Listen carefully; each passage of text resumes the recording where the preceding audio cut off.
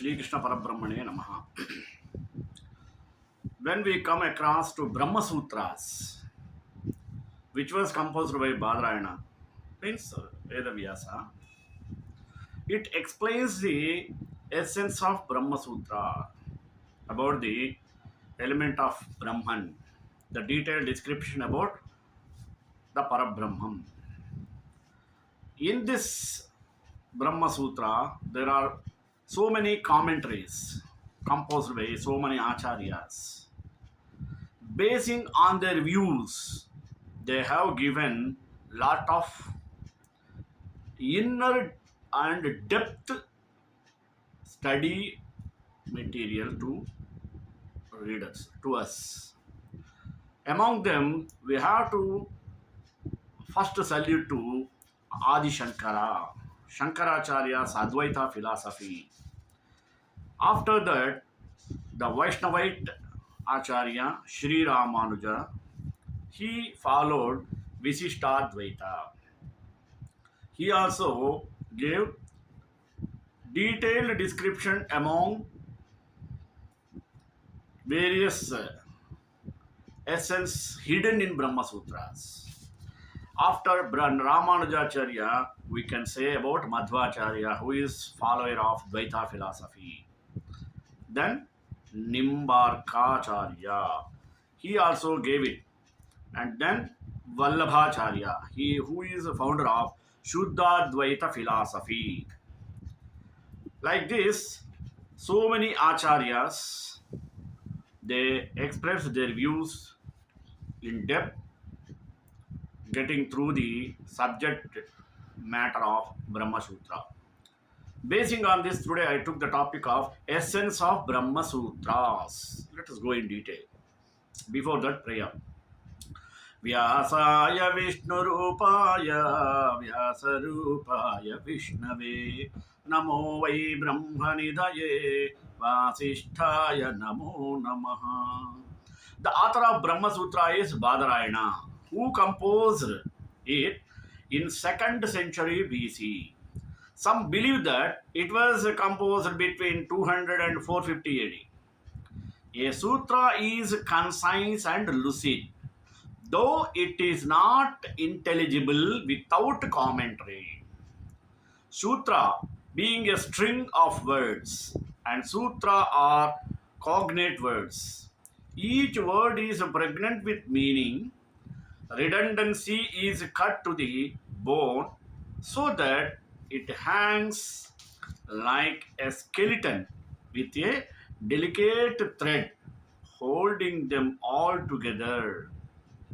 It needs learned commentators to elucidate its meaning and animate it. The Brahma Sutra is a string that runs through the floral essence of Vedanta. It is a garland of aphorisms. It has 4 chapters. Each chapter has again 4 parts. Again, each part has sections, adhikaranas. Each adhikarana has variable number of aphorisms, sutras. Each adhikarana deals 1. Vishaya, 2. Vismaya, 3. Purvapaksha, 4. Siddhanta, 5. Sangati. If an adhikarana has many sutras, the first is mukhya, chief, and the others guna. It talks about Brahman and the individual soul in many contexts, colors, views, interpretations. Upanishads form the basis for his work. The Brahman is the cause and the soul is the effect. Thus, there is commonality and yet a difference between the two. The allegory used is the fire and its sparks. When the soul merges with it, the self or Brahman, the difference is lost and unity is established. Shankara is of firm conviction that Upanishad should be interpreted in non-dualistic suggestions in Upanishad phase. Objections and counter arguments from Shankaracharya.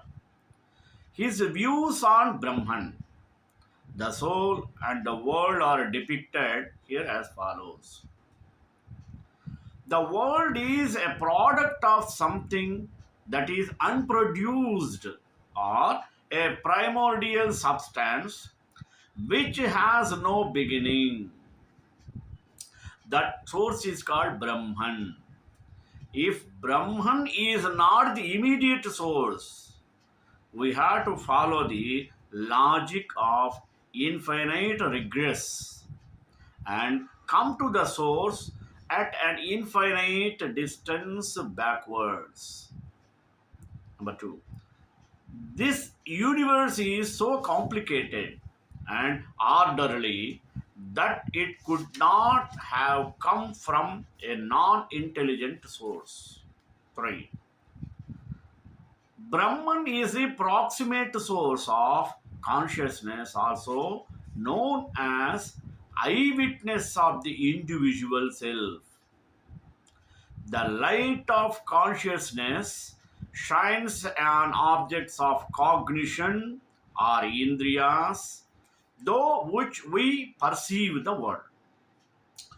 Brahman is non-clinical entity beyond the reach of human intelligence and is eponym for Parabrahman, Maya Brahman, and Avidya Brahman. The last two words are what are they? Maya Brahman and Avidya Brahman, coined by me to show the linearity of the related entities. Parabrahman is known simply as Brahman, Maya Brahman as Ishvara, Avidya Brahman as individual soul. Ishvara is a clinical entity that we commonly call as God, whom we pray to, supplicate to, and worship. He uses Maya, the source of the building blocks of the individual body and its soul, and the inanimate and insentient world. Ishvara or Maya Brahman is a surrogate of Parabrahman, regarded as the material cause. That means Upadana Karana. The efficient cause means Nimitta Karana, and Sahakari Karana, auxiliary cause. Brahman, being both, is compared to clay and the potter. Kumbham Kumbhakaram. There are many kinds of parts and many kinds of jewelry, but only one potter or one jeweler. Thus, Brahman is one and his manifestations are many. He makes many parts out of his own Maya.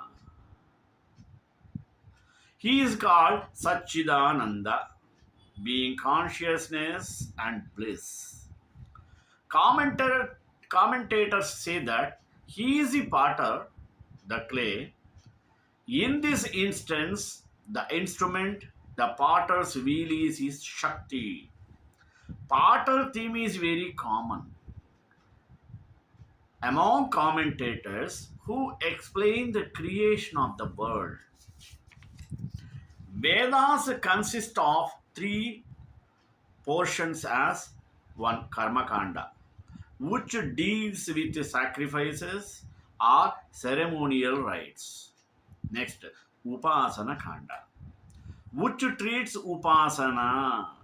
And the third is Jnana Kanda, which deals with knowledge of Brahman, means Brahma Jnana. Karma Kanda represents the heart and the Jnana Kanda, the head. Just as the head is the most important portion of a man, That's why I say Sarvasya Gatrasya Shirah Pradhanam. So also the Upanishads, which treat of the knowledge portion of the Vedas, is the head of the Vedas. Hence, it is said to be the Shiras of Vedas. Mimamsa, another Sastra is there.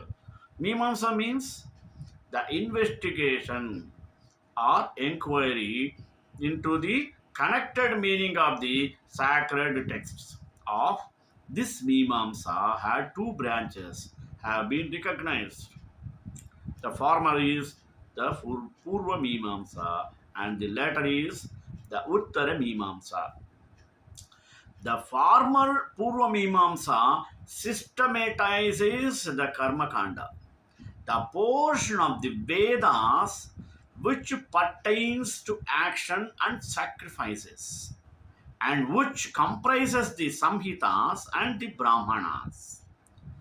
The later Uttara Mimamsa systematizes the Jnana Kanda, that part of the Vedas which includes the Aranyaka portion of the Brahmanas and the Upanishads.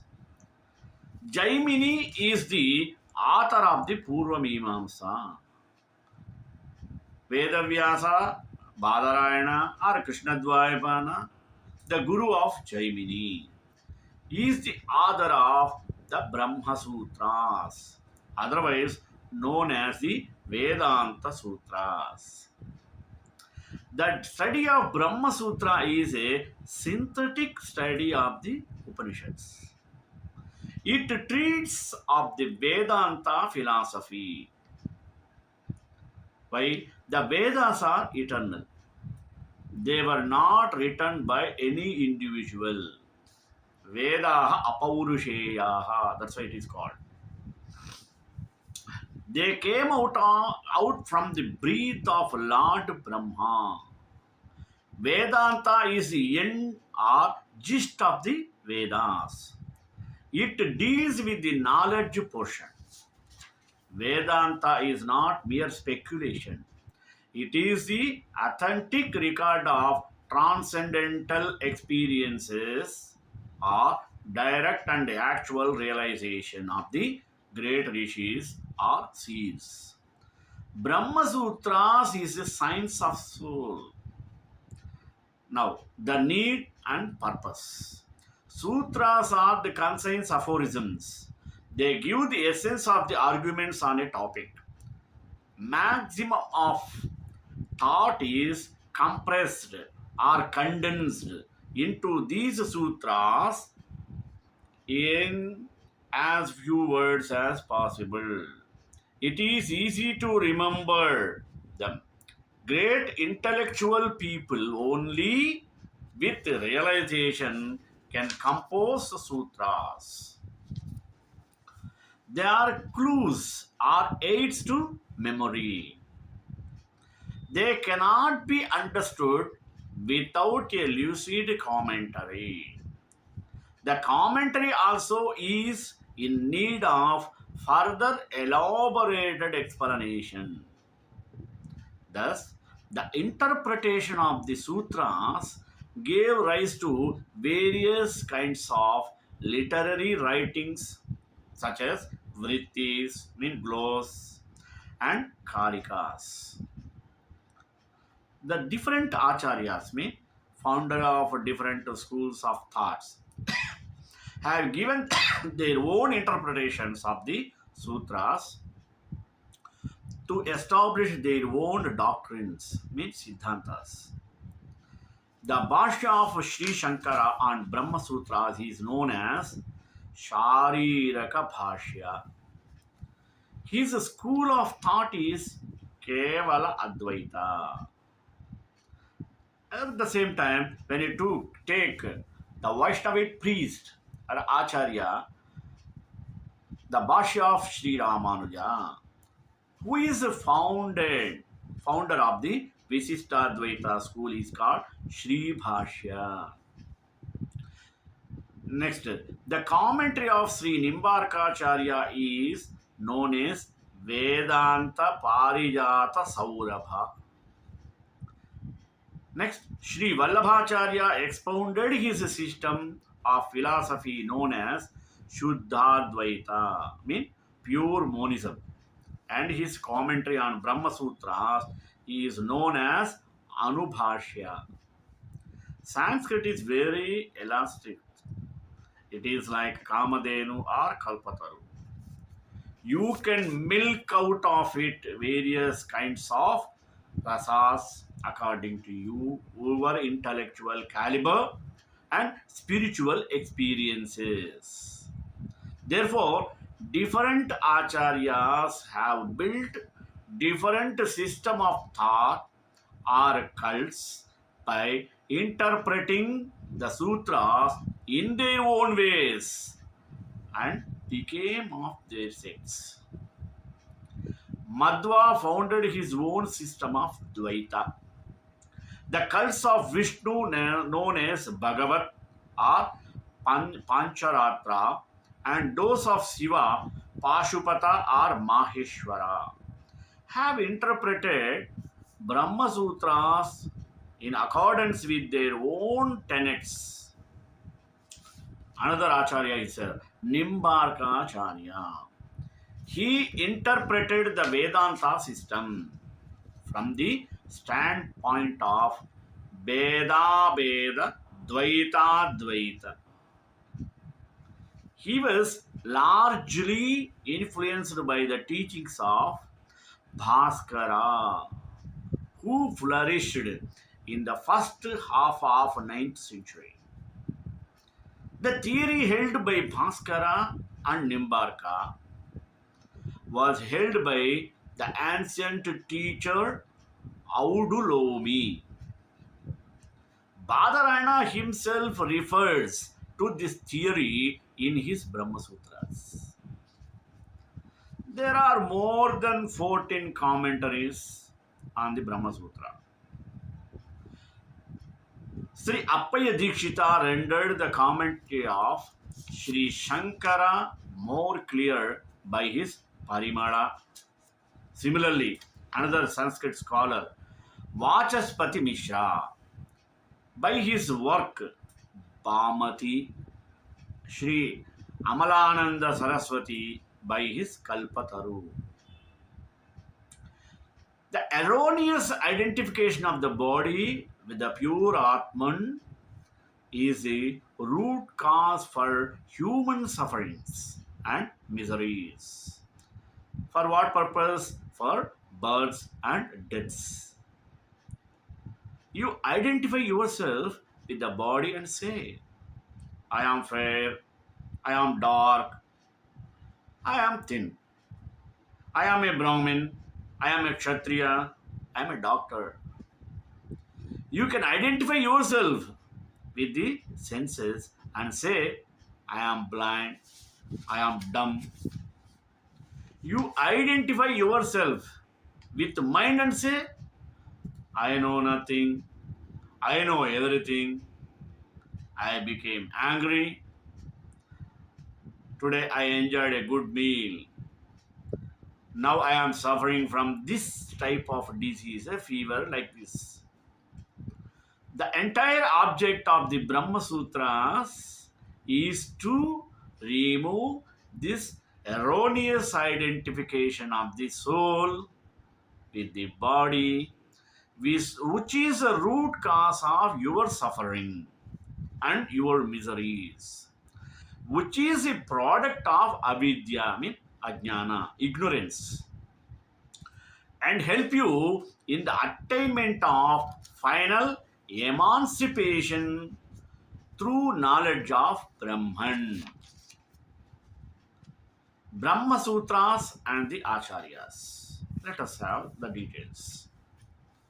Those who wish to study the philosophy of Vedanta should study the 10 classical Upanishads. There are 108 Upanishads. Among them, the primarily selected 10. Ishakena kata prashna munda mandukya tritirihi ऐतरेयं च चान्दोग्यं बृहदारण्यको यथा. What are the 10 Upanishads? No?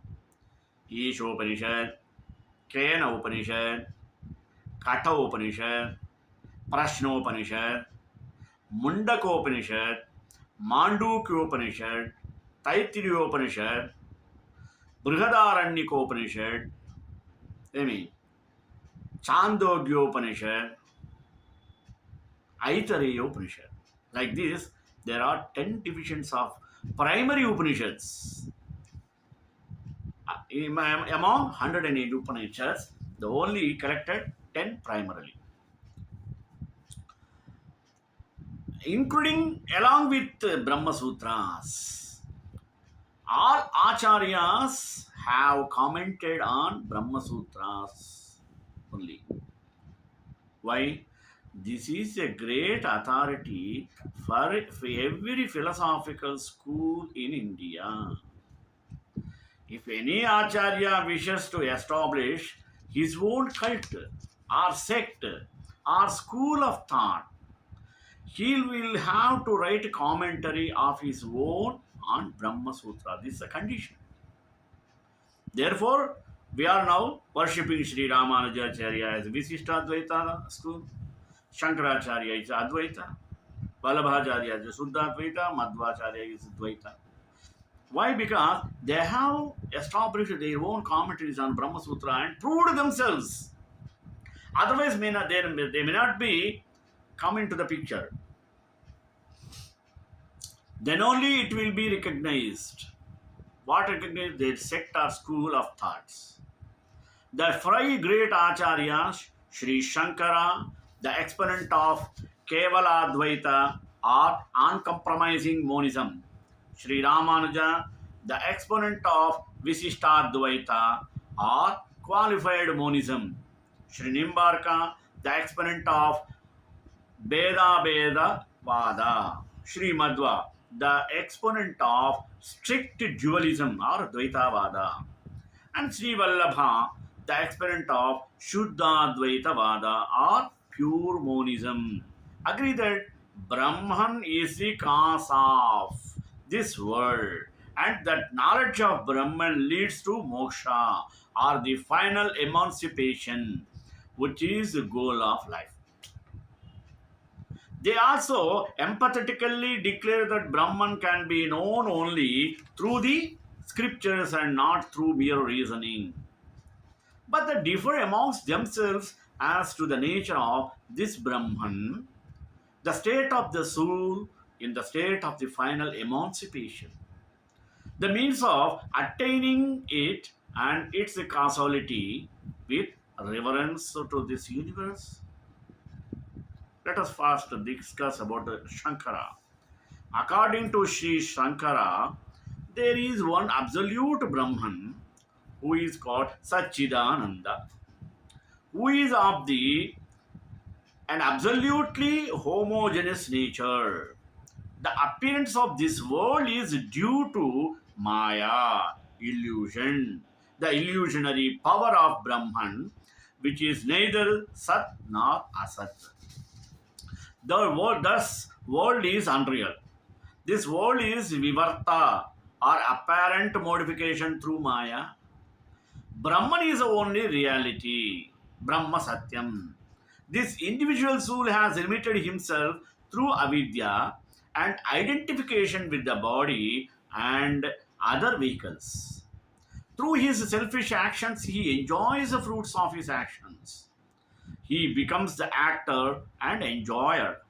He regards himself as atomic and as an agent on account of avidya or the limiting antakarana.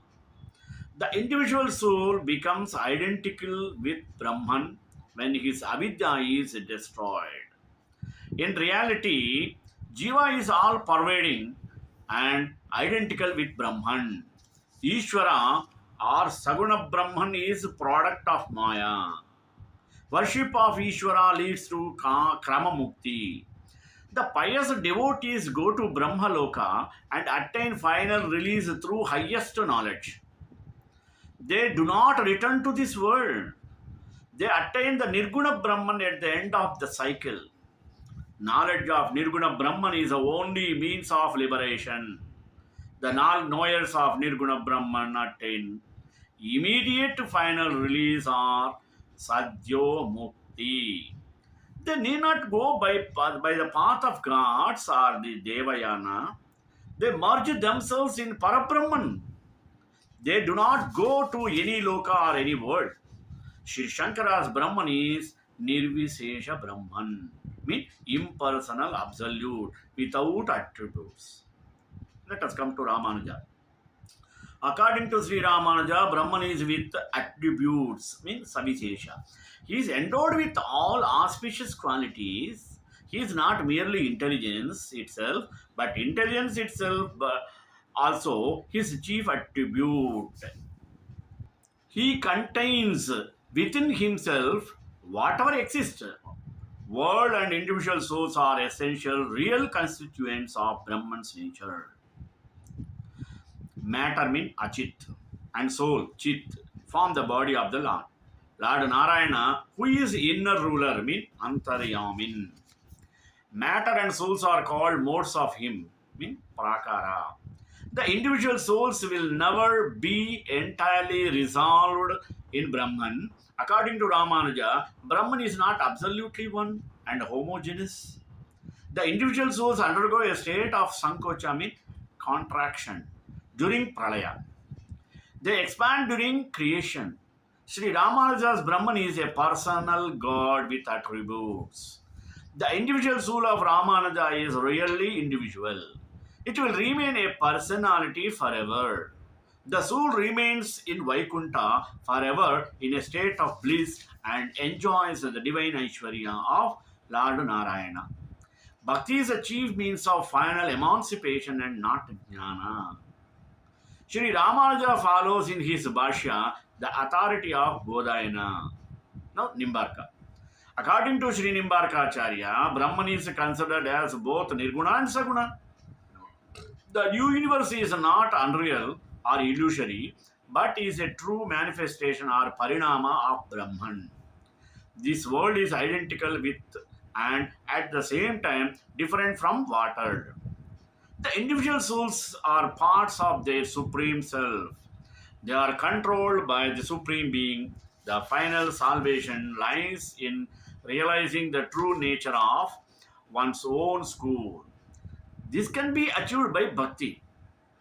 The individuality of the finite self, means Jivatma, is not dissolved even in the state of final emancipation of Sashan. Sri Ramanuja also holds the Jiva Ashum, the divine body of Sri Narayana with four hands and enjoys in Vaikuntha the divine Aishwarya of the Lord.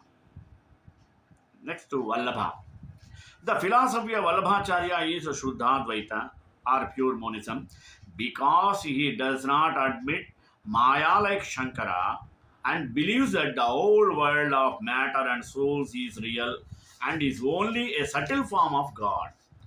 Those who bring Maya for the explanation of the world are not pure Advaitins because they admit a second to Brahman. Vallabha holds that Brahman can create the world without any connection with Sucha principles as Maya. But Shankara traces the universe to Brahman through the power of Maya. Hence, the philosophy of Vallabha is called pure monism or Shuddhadvaita.